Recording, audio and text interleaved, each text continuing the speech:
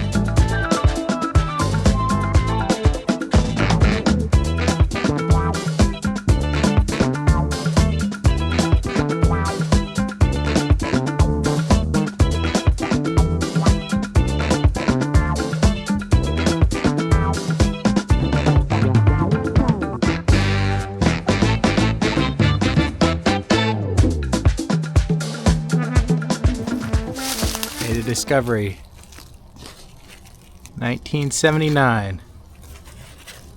Well, there's our third window. Looks a little hoopty right now. I'm gonna have to fix the stucco and stuff, but you know, one step at a time. Let's see how it looks on the inside. Wow, look at all this light. Oh, that's different. Got a little bit of cleanup to do in here. Now I gotta decide, do I take these 3 courses of brick out, or do we just start up there? This hole is kind of crazy. I'm gonna get Katie and see if we can get her reaction. Catherine! Catherine! Yeah. You wanna come here? Yeah. You running or you? What are we doing? No, I'm cleaning. Get out of here. Is there a hole in the house? Oh my gosh. Is it to the outside? Oh my gosh. It just popped right out?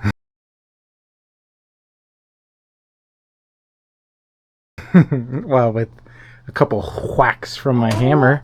My gosh. This is the weirdest feeling. Look how bright. Ow, son of a- Careful. That little guy is about to I feel like I see. shouldn't be barefoot in here.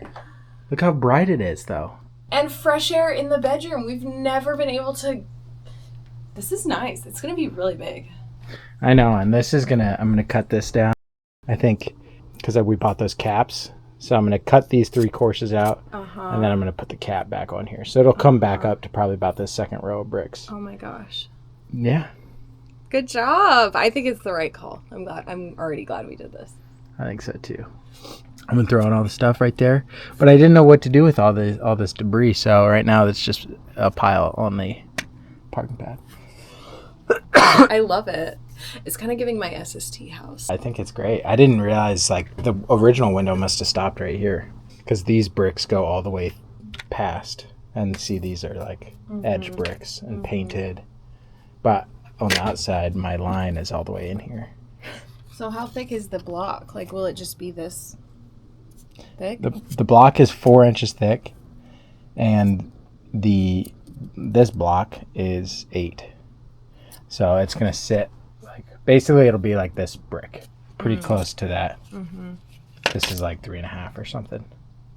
So the block will basically, I'm gonna set it in just a smidge from the outside is my thought, so that we have a bit of a like sunken, so it looks kind of like a window versus being totally flush with the outside. I think that's the right move. I don't really know. I'm winging it, but set it in just like 1/2 inch to 1 inch. And then this inner piece will have a big windowsill, basically, like a big 6-inch windowsill, because the drywall is all the way out here. You understood? Wow. I thought you'd be curious to see. I am. Good job. This is crazy. Okay,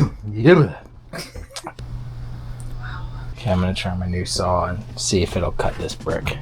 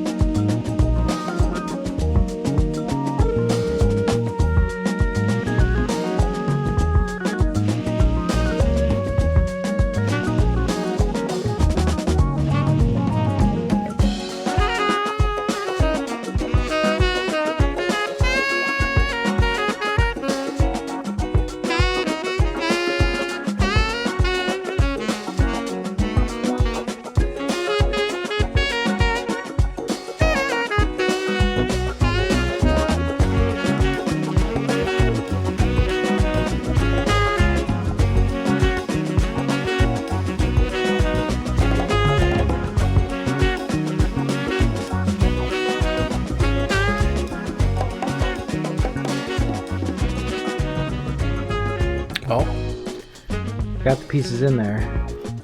Definitely not my best work. Never really laid block before, and I didn't quite get them as level as I wanted. You can see I start to drop off over here, but ultimately I think it's going to be okay because they're relatively close, and I'm going to have to lay the first course of glass block in mortar anyway, so hopefully I can fix it there. If not, and even so, I might take the grinder and try and flatten it up just a smidge more, but ultimately they're in there. They'll hold just fine, and gives me a nice solid place to put this new block on top. So I think I'm probably going to call it there for today, and well, I'll probably get my piece of insulation up here to close in this hole for the night, but call it there and then start laying block in the morning. All right, welcome back to the bathroom. If it looks a little brighter in here, it's because we have a window. Well, kind of. It's just dry fit in here right now. You can tell I'm missing one because we got a little too tall here based on how the shimming worked out. They barely fit up there, which will be okay. I'll just have to shave off a little bit up there to make some space, but otherwise I think they're looking pretty good. Katie approved.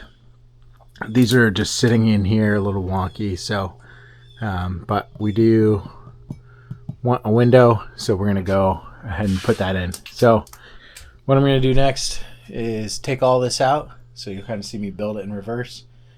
Then I'm going to dress up that top corner a little bit, because the top here, it's, you can't quite tell on camera, I'm sure, but it's sloping a little bit. So I just need to buzz off, I don't know, a 1/16 of an inch up there.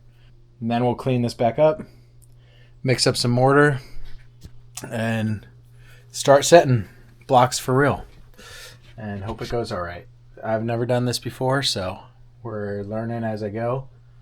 Doesn't seem too hard. These spacers seem to make it kind of easy, but one thing I got to be careful of is like this, the way these side ones sit, they can get a little bit of a like burr, basically, how those things are produced. And so I need to make sure to shave that off. Otherwise we start to curl like that, which is no good. But all right, let me set you up and we'll get to it.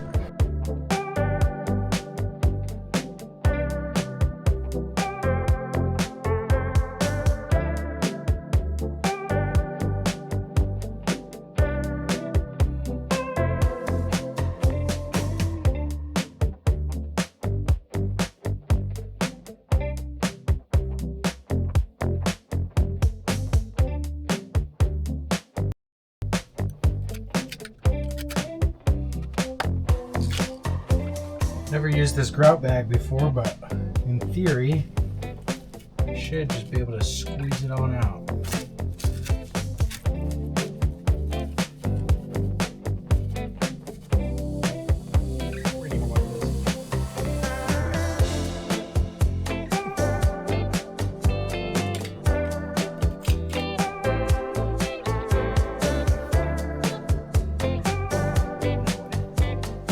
No way.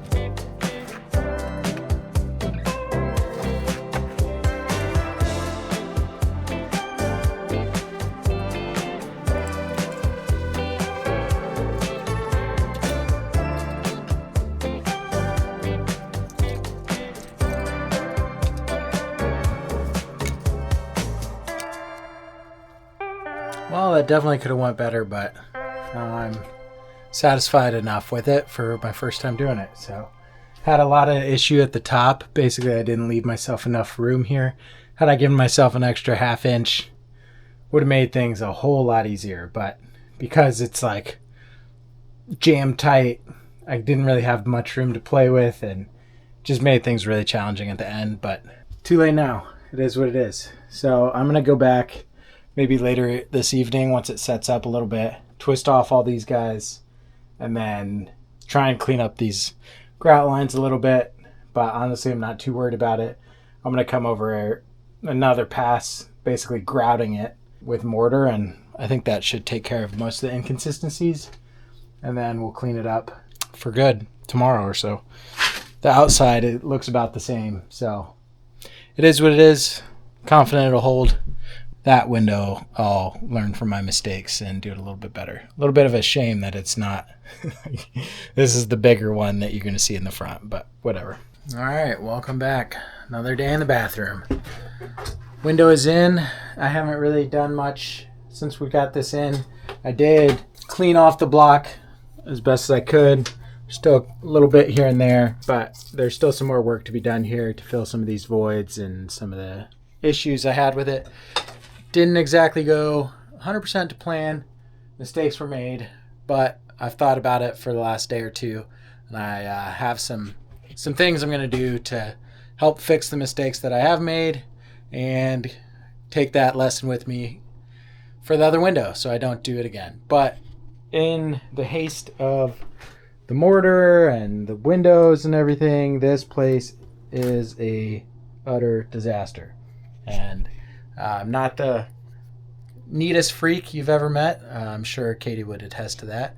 But when it comes to workspaces like this, it's like I can't hardly even think until I get this cleaned up, give me some space to move and operate and work in here. And then I'll talk more about the window and we'll dive into what I'm going to do to fix that. But for now, first things, just going to pick up some stuff, organize a little bit, get rid of some of the trash, see if that helps me a little bit, just get moving this morning. All right, got this place cleaned up a little bit, ready to fix some of my mistakes that I made here. So basically what happened is I had 32 inches and 1/4 top to bottom. These blocks are 8 inches a piece once you get mortar in them. So this was like 32 inches exactly. I knew it was going to be tight. I didn't think it was going to be quite this tight. And what happened was I got to this last row. Of course, the mortar's starting to set up. I'm getting tired. I'm getting over this piece of the project. So I'm just kind of rushing, trying to get this buttoned up. And I was able to squeeze these blocks in here on this top row. But you can see they're like touching the wood here, and on the outside they're right up against the masonry, which worries me a little bit because, you know, different materials expand and contract differently. This faces east, so you get a lot of morning sun here, and it beats on this front half of the house really hard. So I'm not going to be surprised when these things move around a little bit in the summer. And what I really am scared of and don't want to happen is these heat up and try to expand. They don't have anywhere to go. And so this top face would start to chip and break off. So I'd start breaking these top blocks, and then I have to come in after this bathroom is finished and fix these top blocks. I don't want to do that. So what I'm going to do, and what I should have done before I even started putting these blocks in, is make this opening wider. So I've already taken out one piece here. So they had these wooden blocks embedded when they poured. This is like a poured header over the top of probably this entire wall. It goes as far as I can see. They had these blocks in here, which would give me something to screw. Originally, I didn't want to take them out because I need something to screw the drywall into, but also the drywall is a ½ inch thick, so you'd start to eat this reveal. So long story long, what I'm going to do is I'm going to pull these out. They do have some nails that are embedded up into the concrete, so I'm going to have to rip along here with a metal cutting blade, cut those nails out. Then I should be able to pry this out, and that'll get this front face free. The middle is kind of indented a little bit, so I'm not too worried about that. And on the outside of the wall, I'm going to take my masonry blade. I'm going to try and cut as straight as I can a line all the way across the top to free up, a quarter to a half inch of space that I can then just caulk solid so it's still airtight, just like I'm going to have to do with these sides. But it gives a little bit of wiggle room in there for these blocks to expand if they want to, and compress that sealant and then expand back up. And I think that ultimately will be much more successful, and I really should have done it from the jump, but so be it. When I put that first block in, when I did the dry fit, I knew it was tight, and for some reason in my brain I was like, well, once I actually do it for real, I'll have a little bit more space. Not the case. So trying to learn from my mistakes, make sure it fits together well dry before you go mix up a bunch of mortar and then are on the clock. Oh well, it is what it is. The other thing I'm going to have to do is fill some of these joints. So basically I had the mortar too wet and I was having a hard time keeping it in these vertical joints. So that was another thing that was kind of plaguing me. All the mortar just wanted to fall out of these joints because I had it too wet. I mixed it up really wet so I could use my grout bag. Grout bag didn't work. Just compounded on me. So first things first, I'm going to pull these out, make some space, see how that looks. I probably won't cut it on the outside tonight. It's dark now, so we'll see if I'm up for that. And then I'm going to mix up some mortar, and I'm basically going to fill in these gaps. I didn't worry about it too much when I was doing it in the process, but now after the fact, I'll go through and basically like grout these seams just with this Type S mortar. It'll fill this in great. This one, I do think I'm going to need to pull this spacer out because it's sitting a little too far for it to be covered by mortar. So I think there's one like that on the outside. I think it's this one on the outside. So that's some of the next steps. Probably should pull this board too and just recut my spacer to the appropriate length, put the drywall on. Yeah, I don't know. It's a mess, but I'm just going to start doing what seems like the next logical step. And hopefully if I just keep doing that, I'll be done at some point. All right, got that cleaned up, stopped to eat dinner, and now it's dark. So the next thing to do with that window is to cut the top on the outside. Just like here, I got this removed. So now I have a nice gap in here, which would have made it way easier to install. Did have one casualty. This block here, you can kind of see right there is chipped. It's chipped on the inside. I don't think I did that pulling this wood out. I probably did it putting it in, or the block was chipped already and I didn't notice. But given that it's on the top next to all this stuff, I probably chipped it when I put it in. But that's not really going to be that big of a deal. Drywall is going to come in here, and then we're going to caulk this corner. So you're probably never going to be able to see it. And if you can, I don't know, don't look at it. Nothing I'm going to do about it now. It's there. But since it's dark outside and I don't want to make that cut in the dark, I still have a little bit more time I want to spend on the bathroom tonight. So the next thing on the chopping block is going to be to deal with these wires. So I've been using this one as a bit of a light. It's just a live wire, and I have one of these little remodeler plugs that I use a lot in renos to add a little bit of light temporarily. So that one's been kind of nice. And then this one here was a special surprise box that I found up in the ceiling when I was doing the demo. So I don't remember where this used to go, actually. Maybe the bathroom fan? I don't know. But this is a live run. I think it goes all the way back to the panel. This is also live. And this is what is feeding the bathroom on the other side. So you see it goes into that fixture, which is the back of the bathroom light fixture. And that feeds the switch over on the other wall, which then sends power to the bathroom fan in here. Actually, the switch is probably all in one leg, and the other leg goes to the fan. Whatever. I won't get too deep into the wiring. And then this is a goofy outlet that was just hanging out underneath the vanity when we went to replace it. So I ended up installing an outlet on the side of the vanity. So that's where that one's going. It's kind of weird that everything goes through that light junction box, but whatever. But the extra weird part is that this whole system is fed by this goofy box, which if we trace this wire back is fed from that light fixture. So this light fixture, it's not switched, it's just hot all the time, runs from that light fixture box over to this light fixture box. I don't know. Funky stuff. And that, I missed one part to it. That light fixture is fed from this switch on the other side of this door, which is fed from this outlet. So I did go and check.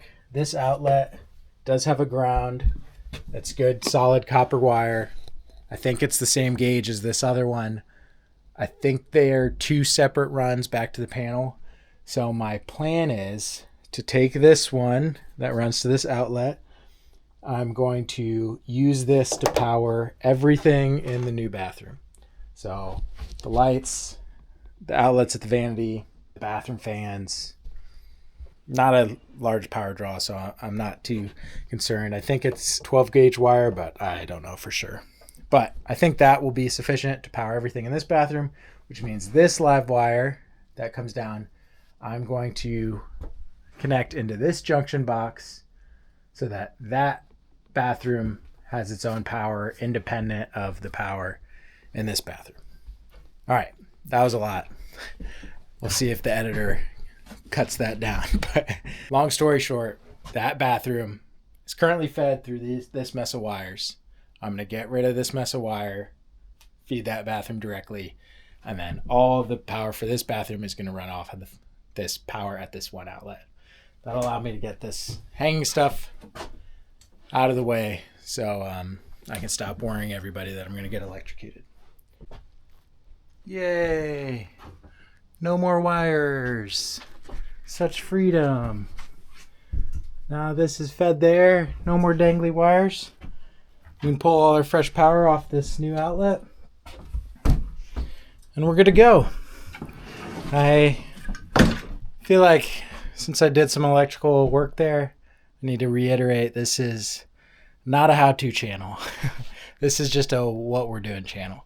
I'm not an electrician. I'm pretty comfortable with electricity, as you can tell, because I did all that live, and I don't flip breakers or anything like that. A little bit of zap in your evening will spice up life a little bit. You know, caution, do it at your own risk. I'm just not that scared of it. I think that's all I got for today. All right, we'll see you guys next time.